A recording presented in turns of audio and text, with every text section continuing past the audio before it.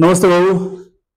आपल्या वैयक्तिक मतभेदांपेक्षा महाराष्ट्र खूप मोठा आहे आणि मराठी माणसाच्या हितासाठी राज आणि उद्धव पुन्हा एकत्र येऊ शकतात असे संकेत खुद्द राज ठाकरे यांनी दिले आहेत.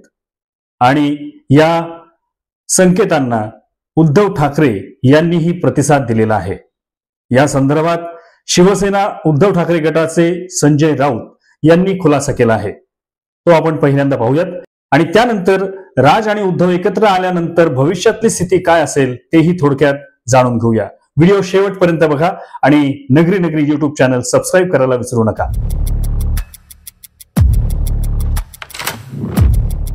एक लक्षात घ्या,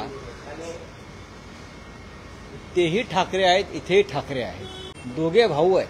काही राजकीय मतभेद झाले आणि त्यातून जरी मार्ग वेगळे झाले असले तरी हे मार्ग जे आहे उद्धव ठाकरे यांचा मार्ग हा कायम महाराष्ट्र हिताचा राहिला. राज ठाकरे यांचं वक्तव्य मी सुद्धा ऐकलं, माननीय उद्धवजींनी सुद्धा ऐकलं. त्यात त्यांनी जी भूमिका मांडलेली आहे की महाराष्ट्र हितासाठी मी जे काही वाद आहेत ते मिटवायला तयार आहे. याच्यावरती उद्धव साहेबांचं असं म्हणणं आहे कोणताही वाद आणि भांडण नाही आणि असलं तर मिटवायला वेळ लागत नाही. फक्त भूमिका इतकीच आहे की लोकसभा निवडणुकीच्या वेळी, विधानसभा निवडणुकांच्या वेळी माननीय उद्धव ठाकरे हेच सांगत होते की या महाराष्ट्राच्या मुळावर येणाऱ्या फौजा आहेत त्यांच्याशी आपण कोणताही संबंध ठेवता कामा नाही. ठीक आहे, 25 वर्ष आमची युती होती आणि त्यातला काही काळ राज ठाकरे सुद्धा त्यात सहभागी होते शिवसेनेमध्ये असताना. पण जेव्हा महाराष्ट्राच्या मुळावरच घाव घालण्यासाठी शिवसेना तोडण्याचा प्रयत्न झाला तेव्हा आम्हाला बाजूला व्हावं लागलं. आता माननीय उद्धवजींनी सांगितलेलं आहे आणि ते अत्यंत नम्रपणे सांगितलेलं आहे की आजही अशा काही शक्ती आहेत ज्या महाराष्ट्राला पाण्यात पाहतात. महाराष्ट्राचं नुकसान व्हावं, मराठी माणसाचं नुकसान व्हावं यासाठी पडद्यामागून कारस्थानं करतात. अशा लोकांच्या पंगतीला आम्ही बसणार नाही. अशा माणसांना आम्ही घरातही घेणार नाही. अशी भूमिका घेणं गरजेचं आहे सगळ्यांनी. महाराष्ट्राचे शत्रू छत्रपती शिवाजी महाराजांचे शत्रू बाळासाहेब ठाकरे यांच्या शिवसेनेचे शत्रू हे महाराष्ट्राचे शत्रू आहेत. ही भूमिका जर कोणी घेत असेल तर त्याचं स्वागत आहे. एक महाराष्ट्रासंदर्भात सध्याची परिस्थिती इतकी गंभीर आहे. राज्यकर्ते बोलतात एक आणि करतात वेगळं. आम्ही आमच्या घरामध्ये किंवा आमच्या दारामध्ये अशा महाराष्ट्र शत्रूंना कदापि थारा देणार नाही. ही आमची भूमिका आहे आणि याच भूमिकेचा पुरस्कार माननीय राजसाहेबांनी किंवा त्यांच्या लोकांनी करणं गरजेचं आहे. भारतीय जनता पक्ष आणि त्यांचे बगलबच्चे हे महाराष्ट्रातून छत्रपती शिवाजी महाराज आणि माननीय बाळासाहेब ठाकरे यांचं अस्तित्व मिटवायच्या मागे, त्यांना ठाकरे हे नावच नष्ट करायचं आहे. अशा वेळेला जर दोन्ही प्रमुख ठाकरेंनी साथ आणि प्रतिसाद ही भूमिका घेतली असेल तर त्याचं महाराष्ट्र स्वागत करत आहे. पण आम्ही आता माननीय उद्धवजींनी भूमिका मांडल्यावरती आम्ही प्रतीक्षा करू. काय होत आहे वेट अँड वॉचच्या भूमिकेत राहू. पण आम्ही नक्कीच सकारात्मक भूमिकेतून या सगळ्या विषयाकडे पाहतो. इथे येण्याआधी मी माननीय उद्धव साहेबांशी सविस्तर चर्चा केली. आज सकाळी चर्चा केली आणि काल रात्री माझी या विषयावर चर्चा झाली.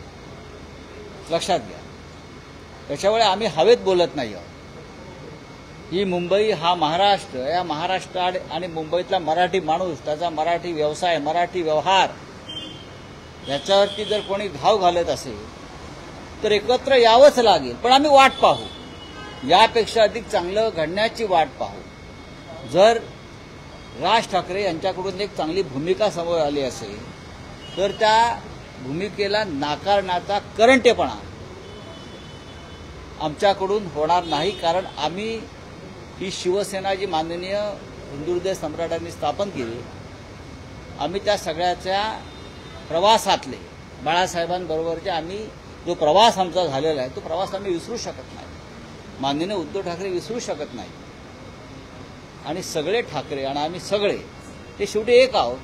जरूर मतभेद झाले ते कोणत्या कारणामुळे, तुम्ही महाराष्ट्राच्या शत्रूंना आपल्या घरात घेतलं, माननीय बाळासाहेब ठाकरेंच्या शत्रूंना आपल्या घरात घेतलं, हा आमच्यासाठी कायम दुःखाचा आणि मतभेदाचा विषय राहिला. बाकी व्यक्तिगतरित्या आम्ही सगळे एकमेकांच्या जवळ आहोत. राज ठाकरे माझे मित्र आहेत, राज ठाकरे उद्धव साहेबांचे भाऊ आहेत ना, ते तुम्ही नाकारणार आहात का? नाही. आणीबाणीमध्ये इंदिरा गांधींना पाठिंबा देणारा एकमेव नेता म्हणजे हिंदू हृदय सम्राट बाळासाहेब ठाकरे होते. काँग्रेसला पाठिंबा देणारे हिंदू हृदय सम्राट बाळासाहेब ठाकरे यांनी ज्या भावनेतून शिवसेना निर्माण केली त्याच्यामध्ये मुख्य विचार हा मराठी माणसाचा होता आणि महाराष्ट्राचा होता. ही शिवसेना अमित शहा यांनी तोडली. अमित शहा यांनी एक वेगळा पक्ष स्थापन केला आणि ते स्वतःच चालवत आहेत, तो एसएनसी पक्ष. तर अशा वेळेला आम्ही त्यांना महाराष्ट्राचे शत्रू मानतो आणि महाराष्ट्राच्या कोणत्याही शत्रूला आपण आपल्या घरात थारा देता कामा नये. हे विंचू आहेत सगळे, तुम्हाला डंख मारतील. बघा तुम्ही आत्ता कुठे राज ठाकरे यांनी त्यांचं मन मोकळं केलं आहे, त्याच्यावरती माननीय उद्धवजींनी प्रतिसाद दिला.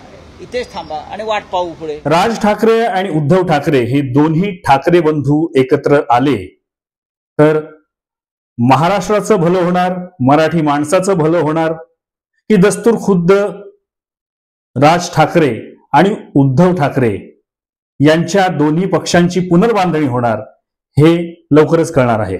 कारण महानगरपालिका निवडणुका तोंडावर आहेत आणि या निवडणुकांमध्ये यश मिळवायचं असेल तर मराठीचा मुद्दा पुन्हा एकदा महत्वाचा ठरणार आहे.